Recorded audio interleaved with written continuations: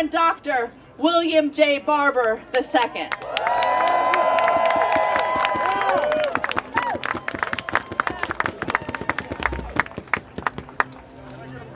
My brothers and sisters, I want somebody, this is not the clock we're supposed to have, Rob. It's supposed to be a big one on the bottom. I'm always trying to teach stuff. I don't know why. Listen.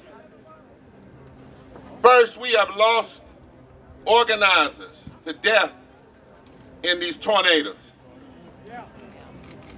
It would be wrong for us not to have a certain level of sadness today,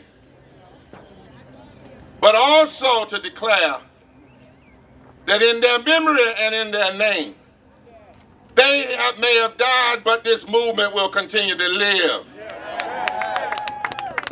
So would you stretch your hands to the skies for 30 seconds and remember those who've taken their flight untimely, but as a declaration that we will never forget them.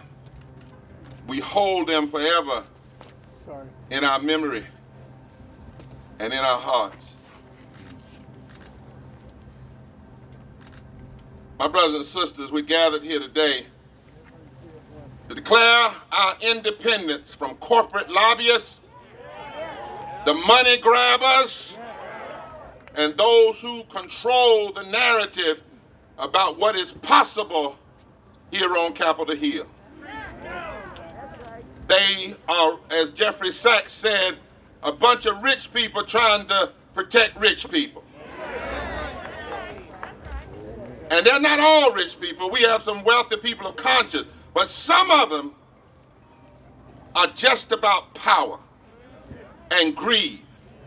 And for too long we have heard promises during campaigns that sound like it's going to lift up the people. And then once people get elected, they disappear at the end and during the congressional session because somebody somewhere that's got some deep pockets say it's not possible to get it done. Well, we refuse to accept the crisis of possibility and to say we can't get what's done needed to be done for God's people. Up here in D.C., Liz and I talk about it all the time. They want to separate us. They want you to fight for voting rights over here and fight for living wages over there. That's the Washington two-step. It's a way of siloing issues so that they can divide the fight back.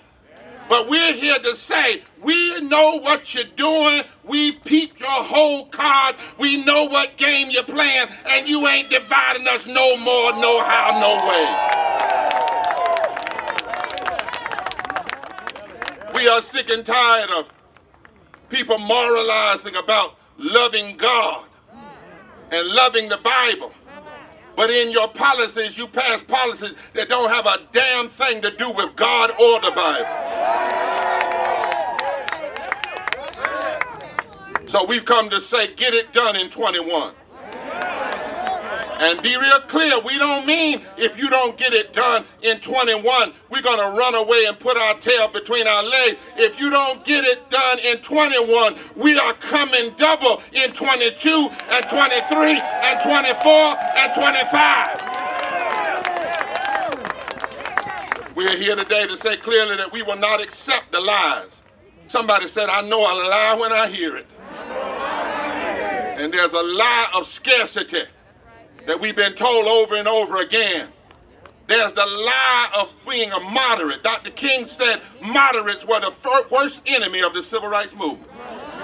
Oh, yes, he did. Because all a moderate means is you're going to do just enough to do nothing.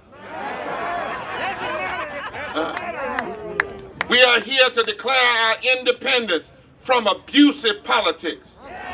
And my brothers and sisters, and particularly the women today, I want you to help me, brothers too, but we've got to call this what it is. This is abuse. This is political abuse. It's like a mean husband just beating you down. This is abuse. I want to remind you that we stand on sound political ground.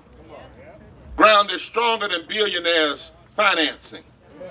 We stand on strong political ground and truth ground when we stand against the suppression of the vote and the suppression of our rights, because the poor and low wealth have rights. As far back as 1948, the UN declared that there are rights. Right to health care, the right to housing. 2,600 years ago, the prophets declared that the poor have rights. And our Constitution declares we have a right to the establishment of justice. We have a right to equal protection under the law. So the right time to fight for right is always right now.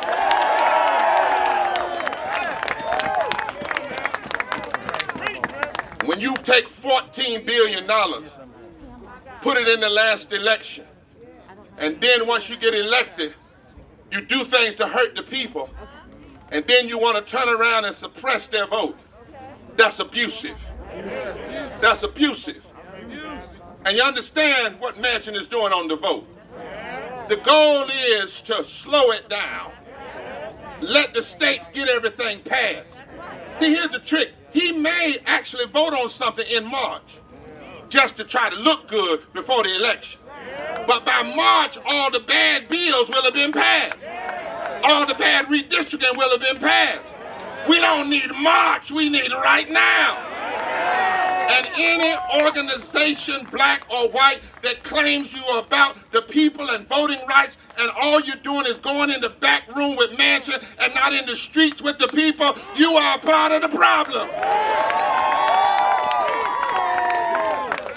Because you're giving him time. When you stop $15 in a union for 32 million people who work every day for less than a living wage, and restaurant workers who work for $2.13 an hour plus tips, that's abuse. That's political abuse and lies. When you refuse to address the poverty that's killing 250,000 people a year before COVID, that's abuse. When you block child tax credit that could help 39 million families and 61 million children, that's abuse, Anna. When you block the pay for 18 million workers who come into our homes and wash our backsides and clean our loved ones' bodies when nobody else can do it, that's abuse. It's abuse. Nothing but abuse. When you look around and you know that our foreparents, they shed blood to stop abuse. You say, Barbara, why you call it abuse? I'm calling it what the Declaration of Independence calls it. That's right. That's where I got it from. I mean, I got it from my heart. I know what it is, but we've got language. That's how. In the Declaration of Independence, it says, whenever there's been a long train of abuse and usurpations by despotism, the people have a right and a duty to throw off that form of government. Help me, Holy Ghost.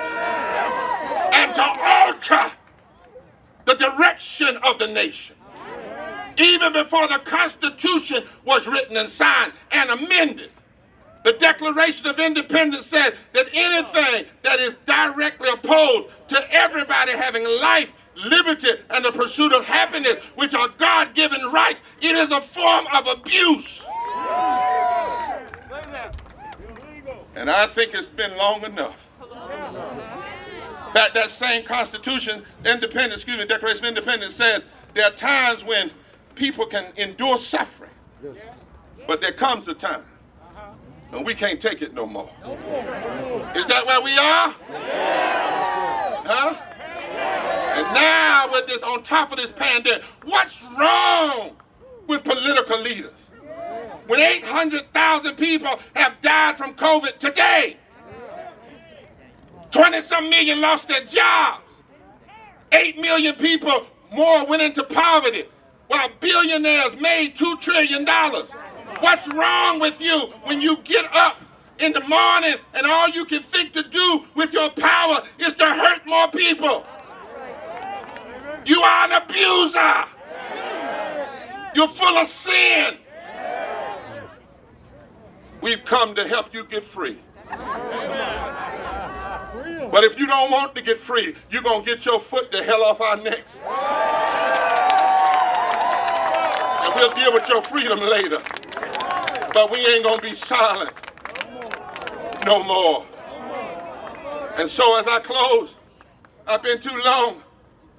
But I want you to know that today, Liz, who brought up my sister Ella Baker, whom my father worked with, who I used to go by her house, in Littleton, North Carolina. But today is the 66th anniversary, 7 days removed from the beginning of the Montgomery bus boycott. Today, 66 years ago, they had been staying off the bus for 7 days. And they knew Jim Crow was a form of abuse. And they knew they had a right to throw it off. They knew they had a right to alter the course of history. And they didn't know how long it was going to take. But they didn't go in after 7 days talking about, I'm tired. I don't have much respect for leaders today talking about you tired. Do you know who we come from?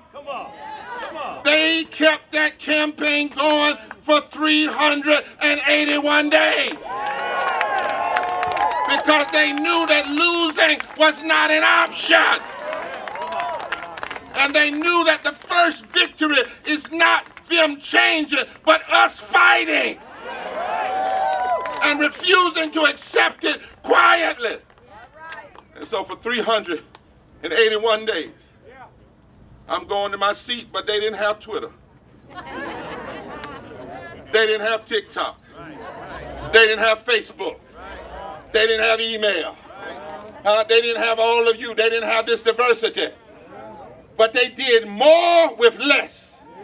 And how many of y'all know we got to do more with more? And if they could fight then, we've got to fight now. With love, we've got to fight. With the weapon of justice, we've got to fight. With the weapon of truth, we've got to fight. With the weapon of right, we've got to fight. How many of you are in this fight to win? Fight until justice rolls down like water. Fight until the poor are taken care of. Fight until there's real investment in our communities. Fight until we roll back this voter suppression. Fight! I don't know how much money they got, but fight! I don't know how many lies they'll tell, but fight! I don't know how many times they'll tell us to quit, but fight! We heard today they were going to target me. They said if we went in the street, they got arrested. The rumors are they're going to target me and split me from you and put me in jail overnight to separate you from the rest of you. But you know what I said? I got another trick for them. I'm going to let y'all go in the street. Since they want to target me, I'm going to get some West Virginia and Kentucky. We're going to do a sit-in in Matches office. If you're going to target me, baby, come on and find it. Because this ain't about William Barber. This ain't about Liz Theo Harris. This is about poor and low-wealth people and our advocates. And we're sick and tired of being sick and tired. And we know this nation can be better. And we were born for such a time as this to change the course of history and throw off this abuse. God bless you.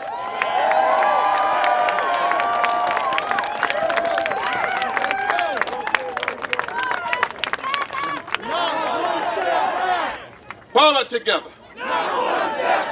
And so Reverend Liz is coming, and everybody's coming, and they're bringing their best 1 minute. They're acting like they're on right in Manchin's face or on CNN. You know, I don't give you but 30 seconds. So folks said they're coming with their best 1 minute, and we start with the people. Poor and low-wealth people who are impacted. please take us through the first 12. So we first want to bring up, because we have some senators that have been blocking. Senator Kirsten Sinema out of Arizona and Joe Manchin out of West Virginia. So please welcome Frank Thomas and John Wessel McCoy from Arizona.